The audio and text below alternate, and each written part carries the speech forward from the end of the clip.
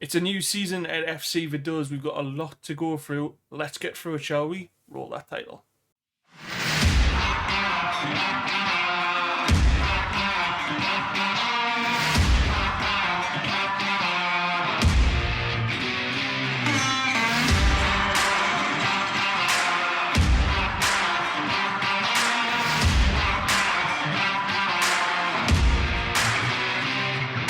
Welcome back, everybody, to episode 54 of the Liechtenstein Challenge here with FC Vaduz, and I wanted to do something slightly different for today's episode. So instead of going through how the season's gone so far and then finishing it with a game, I've basically cut the season in half, so we are just at the 15th of January today. I'm going to go through how the season has gone, transfers, obviously show you how we're doing in Europe, because we are no longer in the Champions League this season. We are in the Conference League again, so we're going to have to win that to either potentially get into the Europa League if we don't get the coefficient, or the Champions League. And also update you with just some minor things that have happened off YouTube. So we've got a lot to get through. Let's get into it. To start it off, here are the transfers for the 2035-36 season. And as I mentioned in the last video, I was expecting some form of exodus, but we have had a lot of players leave the club for whatever reason. We've had to give in to a couple of players, which has been really frustrating. And as you can probably see from the right-hand side, there are some big names that have left the club. To start off with, Sebastian Casanova left due to his release clause being activated by Porto, which was really frustrating. Also, Pep Pau left for Man United, but we have secured a good deal in terms of percentages and a feature-friendly arrange with Man United. Ricardo Rambaldi also left, one of our future prospects, which was really frustrating. A good offer from Inter that we just couldn't turn down. And after months of haggling, Julian Foreman got his wish to leave the club to go to Chelsea. He is now on loan at Blackburn. Arsenal activated Samuel Kamara's release clause, resulting in him leaving the club. This was a really sad one, as he was one of my favourite players we used throughout the years that we had him at Vaduz. And it's possibly one of the best players we've had here, so we wish him all the best. Then a weird one for me, Alex Morris decided to come to me and say that his contract was not going to be accepted in terms of his work permit, so he wanted to leave. I had no chance whatsoever of renewing the contract, so we decided to sell him to Deportivo La Coruña for around 7.5 million. One of the best players we signed recently, I must admit, from Fulham. We had him for 4 seasons and did a really good job for us. Shame that he left, but we wish him nothing but the best. And one of our hot prospects, Rodrigo, who we didn't use particularly very well at the club, has decided to go to Nantes. Funnily enough, though, he has gone straight out on loan to Marseille, which is a bit of a weird one, but we did get a lot of added bonuses for Rodrigo, so we were happy to let him go. And just a couple of other mentions, we let go of Kenneth Cassar to Sunderland for 4.6 million. Funny enough, he is already transfer listed, which is mad. But yeah, he wanted to leave the club. I wonder if we can put a bid in for him. David Adogu, who was a solid centre-back for us, we decided to cash in on him as his contract was due to expire, and I don't believe he was close to getting that Liechtenstein nationality. He decided to go to Poland, and we wish him nothing but the best. Peter Cassidy, a prospect we signed to sell for a profit, has left to go to Hamburg. Manfred Engler has finally left the club. He decided that he didn't want Liechtenstein nationality, so I decided to send him on his way. One of our youngsters that we signed early on and was a significant player for us, I must admit. It was a shame to lose him, but at the end of the day, he didn't want the nationality, so we just moved him on. Another loyal subject, Magnus Gilholm, decided that I wanted to cash in on him basically because I felt that there was a lot of other players that could have filled the role that Gilholm was providing. So we sold him for around 1.1 million. The remaining transfers were pretty much just some not really significant players. The only major ones would have been Basha, who we loaned to St. Paddy's Athletic, who's gone to Victoria Guimaraes on a free.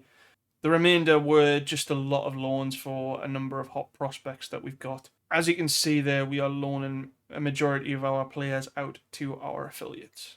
With that 81 million though, it created a large war chest for us to sign players who we wanted. We haven't spent a lot of money in terms of incomings, but we have, I feel anyway, in terms of the league, which I'll show you in a second or two, improved the squad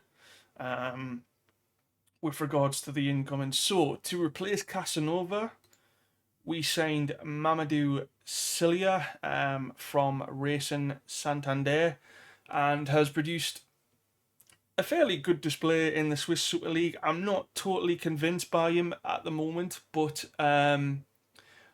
already dubbed as a wonder kid and is on a contract till 2039, so it's going to take a lot to get us to sell Cilia. I believe he's got a release clause, yeah, but that does end in 2038, and I don't think somebody's going to match that anytime soon. We also signed Sebastian from Albacete for around £4.1 million, and he's been a very good player coming into the side. The only problem that he has is a lack of consistency, but he is improving game on game, and he is only 19 years old, and his value has already increased. We are training him as a box-to-box midfielder because I feel that his overall abilities, he can do this. We just need to get him up on that finishing and with a couple of other physical attributes, but he's been a solid investment for us going forward. We also signed Francisco Javier from Real Murcia, who is a good prospect going forward. We've loaned him out straight back to Murcia. Only signed him from 1.8 million, but somebody who's potentially down the line could be a Liechtenstein nationality, who knows. The reason why we signed Javier is our other right back, who we signed from Murcia, who I'll show you in a more, has decided to have a tantrum and is therefore in the reserves. To replace Alex Morris, we signed Daouda Traore, who we've had on our shortlist for quite some time, from Gothenburg in Sweden. He's done okay since coming into the team. The only thing that I don't like about him is his crossing and his dribbling for a 27-year-old. But for what we paid for him, 1.6 million, I think he's been a bargain for that. And as well, he doesn't have an international cap yet for the Ivory Coast or Sweden, so maybe in the future we can get him as a Liechtenstein national. And the only other major signing we made in the summer window was Benjamin Kaiser. Feel like this guy should have a German war helmet on his head for his last name. I think it's great.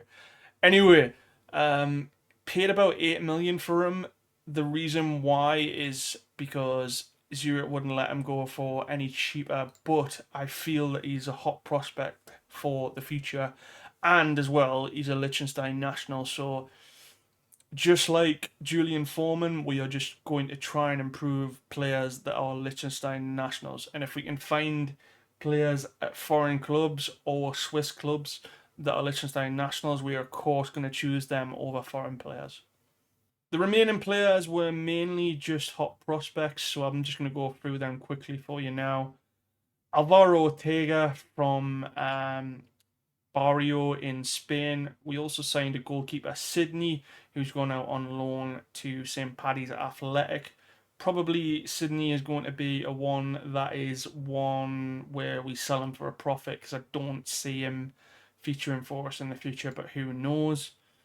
Francisco Javier, who I already showed you that. Welvis, who we have loaned to our Danish affiliate Viborg.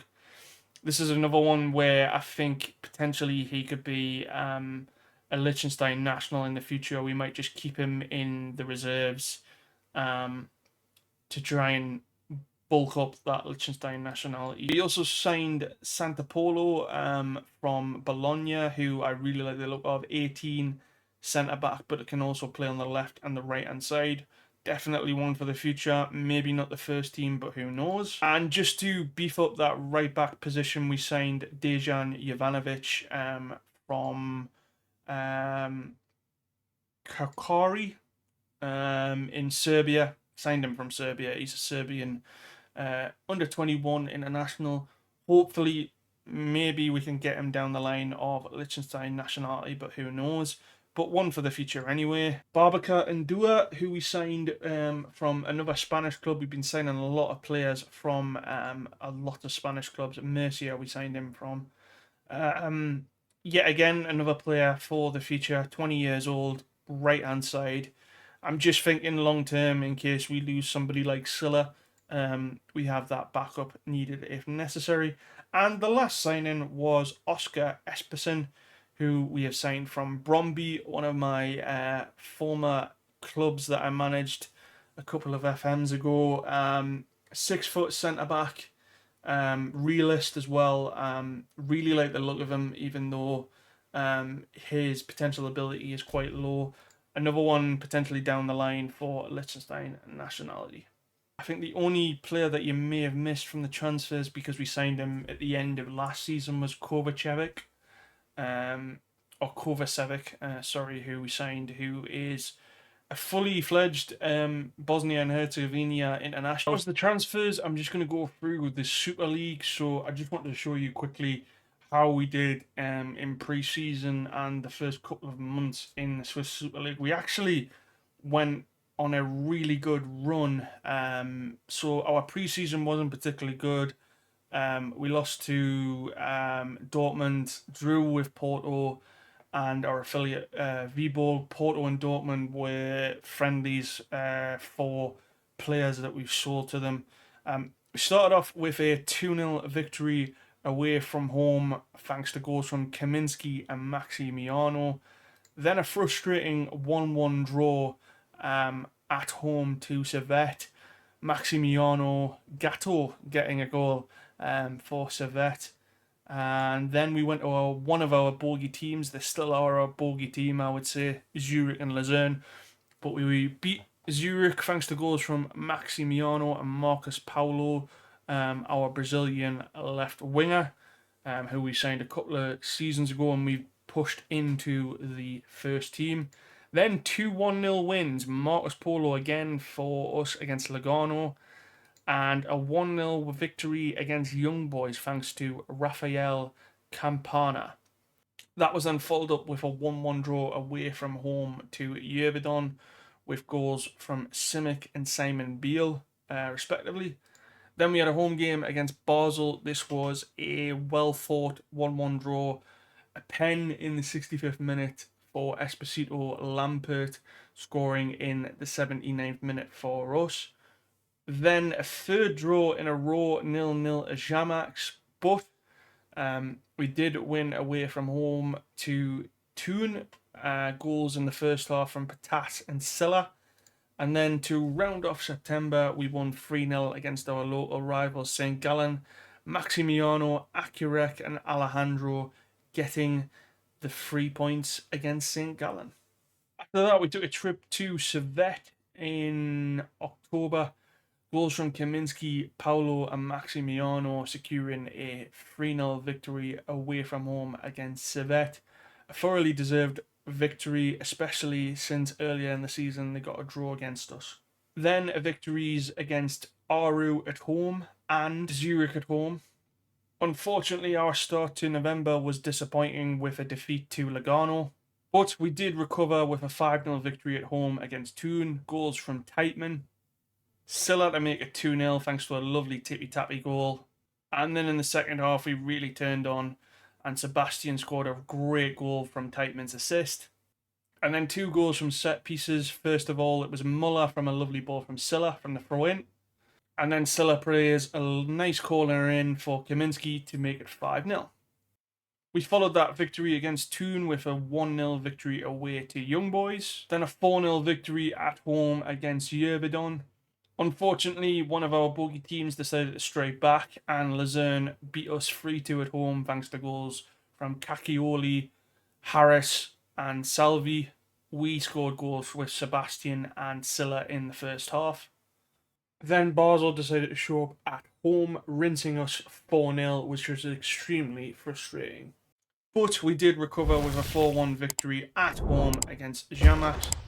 A goal from Lampert in the first half, lovely screamer there. Then in the 10th minute, another ball from Sebastian to Maximiano to make it 2-0.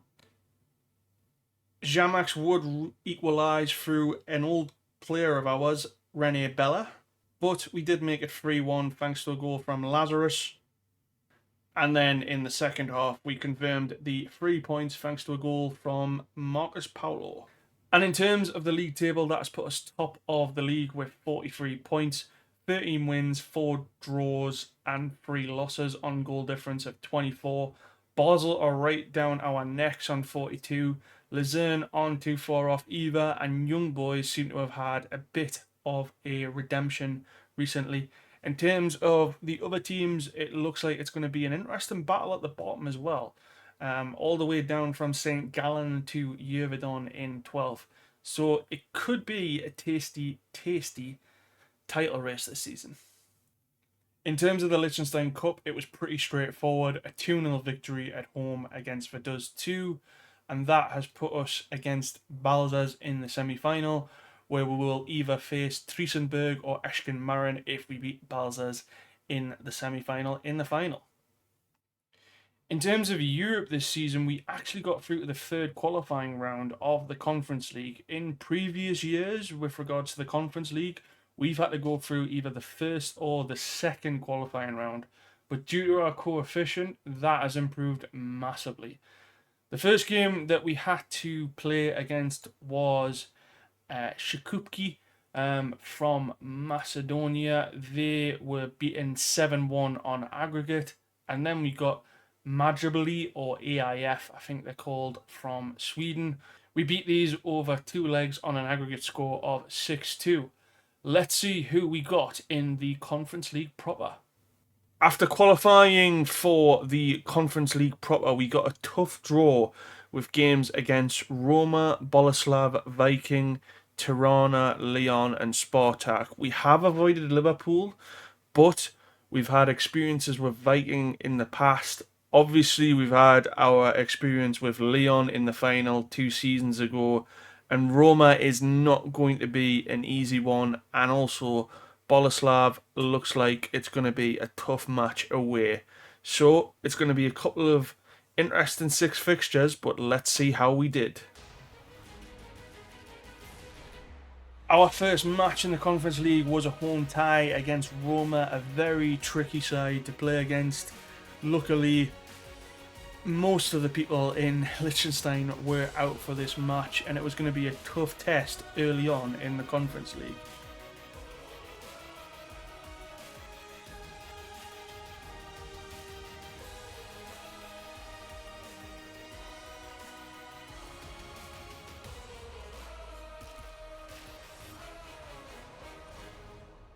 The game started really fast with Roma coming out on top in the first few minutes. Marmolejo from Roma scored from a set piece, but then from our own set piece, Akurek with a goal in the bottom left-hand corner. Billy Gilmore got a penalty for Roma in the 17th minute, but we did respond in the second half with another goal from Akurek. Really nice into the bottom right-hand corner.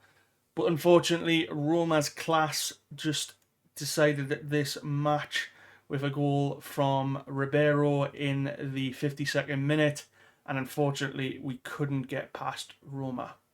We then took a trip to Czechia to play Boleslav, where we beat them 1-0 thanks to a goal from Maximiano.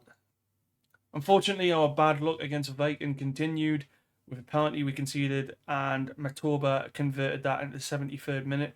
We probably deserved a draw out of this game, but unfortunately we couldn't get that goal in Norway. We did redeem ourselves, however, in the game against Tirana from Albania. A hat-trick from Maximiano, Muller in the 62nd minute, Teichmann and Akurek. Tirana did get a consolation goal from Demiri in the 84th minute though. And then a repeat of the Conference League final from 2 seasons ago. Unfortunately, Leon came with an attitude for revenge, and Casanogo scored in the 72nd minute. And you can see from the stats they thoroughly deserved this. But at the end of the day, I much rather prefer a trophy in our trophy cabinet than 3 points on the board.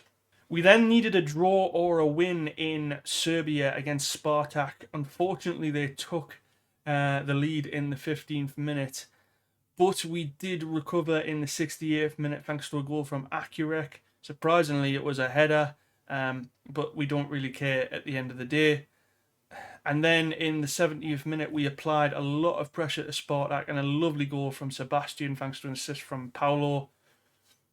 And then to wrap it all up in the 78th minute and to compound Spartak to missing out on the playoffs, Akurek scored a goal in the 79th minute to secure our place in the Conference League playoffs. And as you can see, we've secured 14th place in the Conference League playoffs. Liverpool have won it outright in terms of finishing first. Leon, Gothenburg, Roma, Hajduk, Hibernian, FCSB from Romania, and Red Star Belgrade have secured the 8 places to qualify automatically. We are going to get one of the teams between 9th and 24th, excluding ourselves. So potentially we could get Toon.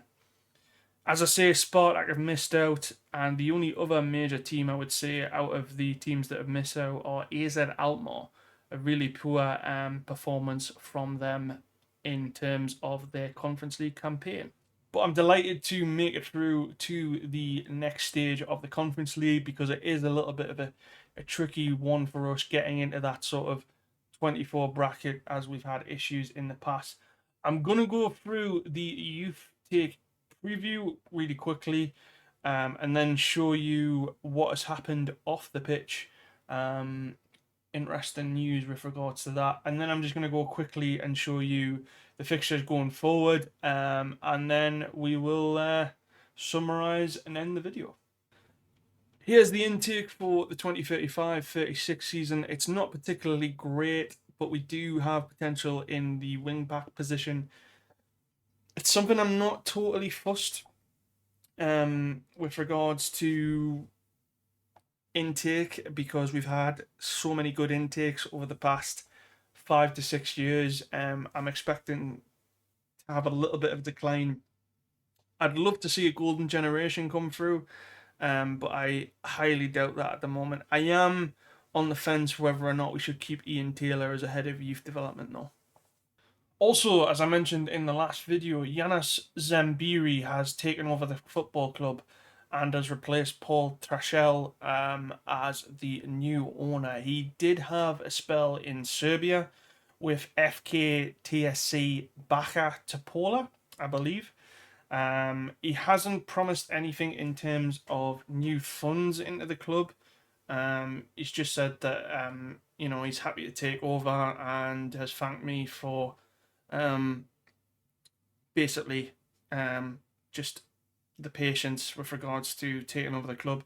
Didn't really affect any transfers incoming or out, but has changed some of the expectations, especially for this season with regards to qualifying for the Champions League, which I don't understand how that's going to take place if we win the Super League, because we're not going to get Champions League qualification that way. Anyway, hopefully it's a good owner. We've now, I believe, had 3 owners in the 13 seasons that we've been at Vaduz with. So in terms of incomings that I haven't told you about just as yet, because we've basically been doing these in between the summer window and this window, so that will come through for this season. I've been looking at mainly signing players under the age of 19 to boost up our under 19 and 18 team, because that is taking a little bit of a dip with obviously players getting older. We are looking at bringing in the first and probably major signing that we're looking to bring in is Mickey Rose on loan from Chelsea. He'll slot in at that right back position and fill the void that I have there, and that means I can keep him on loan for the season. And then when it comes to next season, we need the right back filled. We can either put a Tabe there, like I was planning to do this season, or we can replace him with one of the right backs that we've already signed for future. But yeah, he's okay, nothing too fancy. We are probably going to have to pay a lot of his wages, but a perfectionist actually, which is tremendous. But in terms of permanent signings that we're going to bring in, so we've brought in Frederick Kabamba from a team in the Democratic Republic of Congo who's got a Man United badge, basically, which I think is crazy. But yeah, a really good goalkeeper, a lot of potential, 6 foot. There's a number of goalkeepers in the under 21 team. I'm just going to quickly just show you, but as you can see, we've got a lot of under 21 goalkeepers in terms of Sydney, who we've brought in, loaned out. Jonas Meyer's probably going to leave the club. Having said that, though, I may increase his contract of 1 season and loan him out just to see if we can get maybe a little bit more value out of him, or just in terms of the experience, because I'm worried that somebody might not pick him up and then make him the first team goalkeeper, which we kind of need to do for somebody who's 20 years old like that. Espinosa's out on loan to ZTE in Hungary, I believe that is, one of our young goalkeepers. This guy might be the one for the future because I'll show you in a moment, but Diego is another one that will probably end up selling because I just don't see the potential there that we brought in. But yeah, in terms of the Liechtenstein under 18s and 19s, in terms of goalkeepers, there's not anybody there. But with regards to the goalkeeping situation, the reason why I brought him in, Loic Enema, it's not really developed as best as I hoped. And obviously, Lewis Pastor is the backup goalkeeper to sell you now. And the reason why is he dreads big matches, and I hate that as a player. So something on the lookout in terms of Enema as well. He is very close to getting that Liechtenstein nationality, but he won't be eligible because we've obviously loaned him out. I think it would have been 4 seasons ago now that we loaned him out. So that is the reason why we brought in Kabamba. We've also decided to take a punt on Williams Ayala, who is a 6'1" goalkeeper from Mexico. Another one that potentially, if he develops, great. If not, we will try and secure a little bit of profit on him because he's only going to cost 775k. We've also picked up Antonio Loverick from a team in Bosnia-Herzegovina. Reason why he's been signed, 16 years old, can slot into that under 18 squad, and we can develop him and make him homegrown, and hopefully maybe he can become a Liechtenstein national. That's what I'm looking out for in terms of these players as well. We're also going to pick up Mika Kopperdal, who has been released. I like the look of him, 18 years old, can play down the middle. One for the future potentially as well. We're also going to bring in Max Adams, another player that I'm trying to bring these players in young, develop them. If we can develop them into the first team, great. If not, sell them for a profit. Obviously, we've got the problem that if we develop them young and then a big team comes in, they're obviously going to want to leave, which is frustrating. And then the final two, we signed Alan Peterson from the Philadelphia Union Academy. Good potential for a 17-year-old. Maybe somebody like Martin Schubert, for example, where we can develop him for a number of seasons, get him as a Liechtenstein national, and then flog him off. No disrespect to Martin Schubert, who was an outstanding player for us from America. And then I've also initiated a free signing of Loris Wisserman from Basel. Free contract, potentially. Youngster. And the fact that he's not particularly being capped by Switzerland yet, I obviously want to get that 5-year sort of rolling early on to try and get them into the Liechtenstein national team, because that's sort of taking a second stage now. I'm obviously trying my best to get them in, But what we need to do now is, because we've been in Europe and we've been in the Champions League, we need to focus on those players to help us improve in the Champions League and the Conference League, and potentially if we get into the Europa League. I don't know how that's going to work out this season, if we do. But yeah, I'm just trying to, in the back of my mind, build up consistently potential of getting players into the Liechtenstein national team, because I'll show you in a second, and I will show you Liechtenstein, but it's not particularly great in terms of what we've got as a national team. I really want to take on the international job, but unfortunately, it's just not. I don't think it's going to happen, unfortunately. But yeah, who knows? We might get that in the future. In terms of the Liechtenstein national team, it hasn't gone particularly well in terms of the European Championships qualifiers. A couple of friendlies there, but they didn't even win a game in the group matches. And yeah, it's pretty disappointing when you look at the national team. We've got a lot of players from ourselves there. But yeah, as I discussed, I can't really show you the reports as it is, but I mean, the only players that are not at our club that have sort of developed in a way, like I said, Martin Schubert, for example, Christian Weber, who we had at the club for a number of years, Julian Foreman, who kind of glad that Chelsea have loaned him out, because that'll help him massively. Barnickel, who left for Fortuna Dusseldorf, getting plenty of games. Looking at Taro, is still included in the team. 30 years old. I know he's 30 years old, but he shouldn't be in this team anymore. Tony Stull, who we had for a couple of seasons, I was hoping he was going to be the next best thing, but yeah, there's types of these players that I don't understand how they're in the team, but that's why I'm trying to consistently improve the team with loaning players out, and just, yeah, consistently trying to buy players that are below the ages of 18 and 19 to get them into the Liechtenstein national team. So that's pretty much the roundup so far of the season. I'm going to go away and now carry on with the Super League and the Conference League. Potentially, if we do get to the final of the Conference League, I will have that as the next episode, and show you how things are going.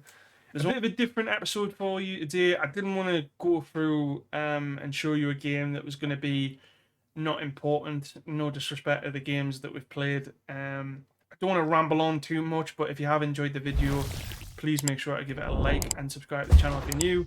The next video will be the end of season 14, and that'll either be showing you the final, how we got on in the Conference League. I'll obviously play that game on the channel. Hopefully it's not Liverpool in the final, but you never know.